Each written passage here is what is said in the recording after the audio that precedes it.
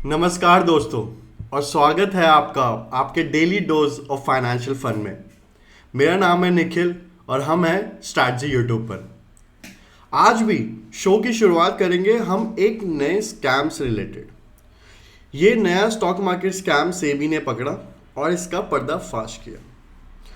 उसके बाद हम बात करेंगे कि कल की मार्केट के परफॉर्मेंस से रिलेटेड, कौन कौन से सेक्टर्स रहे तेजी में और कौन कौन से में रही गिरावट बरकरार।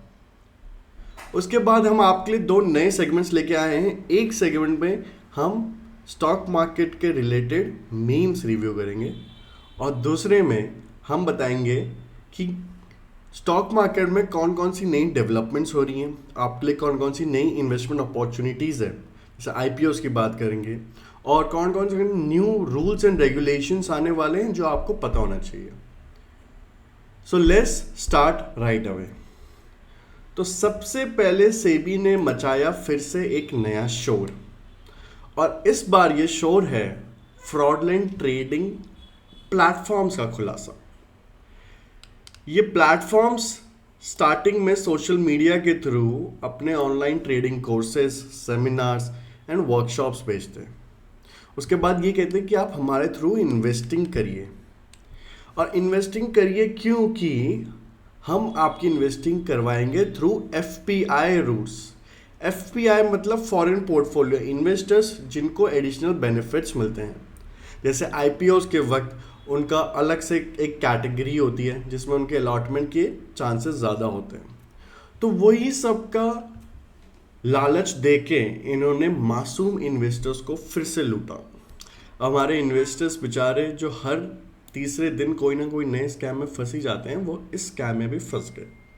इसमें वो पोस्ट करते हैं कि हम सेबी रजिस्टर्ड एफबीआई के एम्प्लॉयज़ हैं, उनके एफिलिएट्स हैं, हमारा उनसे कुछ ना कुछ संबंध है, तो हमारे थ्रू इन्वेस्टिंग करिए और आपको तो अच्छे रिटर्न्स मिलेंगे, आपको एफबीआई के रिलेटेड जो जो बेनिफिट्स हैं वो सब मिलेंगे। तो लेकिन हमारी सेबी फिर से आ गई एक्शन में और उन्होंने साफ साफ बोल दिया कि भैया एफपीआई मतलब फॉरेन पोर्टफोलियो इन्वेस्टर सिर्फ जो नॉन रेसिडेंट इंडियंस हैं या फिर इंडियंस नहीं हैं वही बन सकते हैं। कोई भी रेसिडेंट ऑफ इंडिया एफपीआई के रूट के थ्रू इन्वेस्ट कर ही नहीं सकता। तो सेबी ने काफ़ी ढंग से क्लैरिफाई कर दिया कि अगर आपको एक्स्ट्रा बेनिफिट्स ऑफ एफपीआई के रूट से जाना है, आप कर ही नहीं सकते क्योंकि आप रेसिडेंट ऑफ इंडिया हो। तो इससे हमें यही पता चलता है कि हमें जो ये नए नए स्कैम्स चलते रहते हैं through social media, through different channels, WhatsApp के थ्रू, उन सब से बच के रहना है। ठीक है, इसके बाद देखते हैं कि अब जो मंडे आने वाला है और जो फ्राइडे आने वाला है उसमें मार्केट की रहेगी छुट्टी, होली और गुड फ्राइडे की।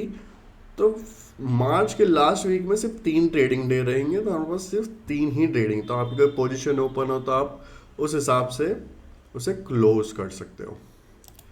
फिर कल सेंसेक्स ने 90 पॉइंट्स का जंप लिया, निफ्टी 22,000 तक पहुंचा।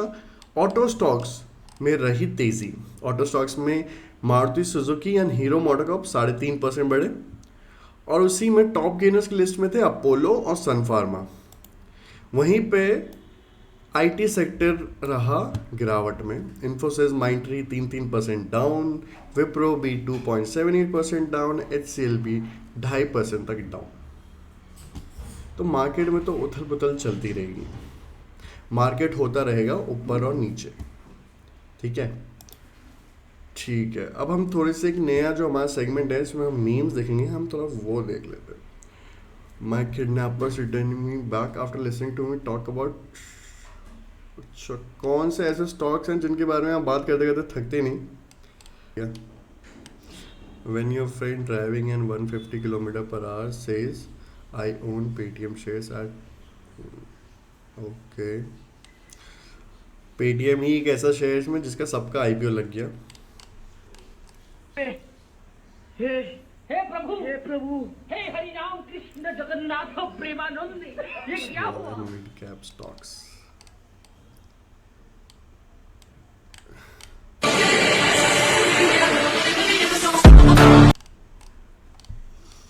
चलिए ठीक है, आज के लिए इतना जब भी ही। हम शेयर मीम्स मार्केट काफी में है। फ्यूचर एंड ऑप्शन में ट्रेड करते हैं तो उसमें बैंक निफ्टी में पेशेंस रखना पड़ता है ट्रेड करने के लिए। देखिए मैंने 20 अक्टूबर की 2 कॉल ली है, एक 40,200 की पुट कॉल ली है और एक 40,500 की पुट कॉल ली है। तो वैसे ही जैसे ही मैंने ये कॉल ली है वैसे ही बैंक निफ्टी क्या है अब जाने लगा, और अब जाने के बाद मेरा जो है लॉस होने लगा क्योंकि मैंने पुट की कॉल ली हुई थी। तो वो डाउन में जाने पे मेरे को प्रॉफिट होता, लेकिन बैंक निफ्टी ऊपर जाने लगा तो मेरा लॉस देखिए धीरे धीरे लॉस बढ़ते बढ़ते बढ़ते बढ़ते मेरे को एक टाइम ऐसा आ गया था कि मेरे को 1 लाख का लॉस हो गया। उसके बाद मैंने इसको कैरी फॉरवर्ड करके होल्ड किया तो फिर अगले दिन मेरे को जाके 1.5 लाख का लॉस हो गया, लेकिन मैंने तीसरे दिन कैरी फॉरवर्ड किया तब जाके मेरा ये प्रॉफिट बराबर हुआ और मैं प्रॉफिट में आया हूँ। तो ट्रेड करने के लिए पेशेंस रखना बहुत जरूरी है। और देखिए आप देख सकते हो मैंने कितना प्रॉफिट कमाया। प्लीज ऐसा तो बिल्कुल ना करे कोई भी पोजीशन के साथ।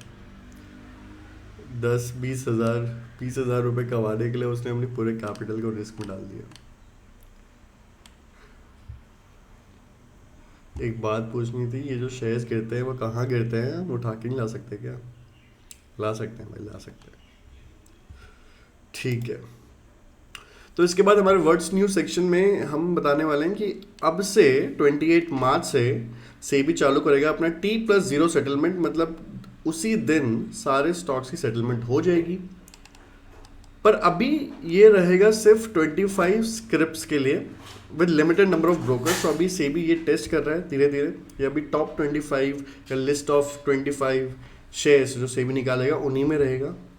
उसके बाद फिर ये थोड़ा थोड़ा बढ़ेगा। अभी तो ये लिमिटेड नंबर ऑफ ब्रोकर्स के साथ ही है, ठीक है। तो इसी के साथ हम करते हैं शो का एंड।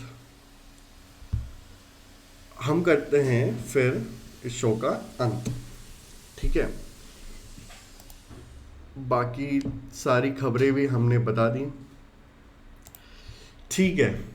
तो मार्केट तो ऊपर नीचे जाता रहेगा, बट जब तक हम साथ हैं तो आपकी फाइनेंशियल नॉलेज की जर्नी में कोई गिरावट नहीं आएगी। तो हमारा नेक्स्ट एपिसोड भी जल्दी आएगा। तब तक आप सब्सक्राइब और कमेंट करके बताओ कि आपको ये एपिसोड कैसा लगा, और अगर कोई खास चीज़ जिसके बारे में आपको जानना है तो आप वो भी बता सकते हैं। तब तक मार्केट की राइड को एंजॉय करिए। Happy Saturday and Sunday. Monday भी छुट्टी है। मिलते हैं नेक्स्ट वीक।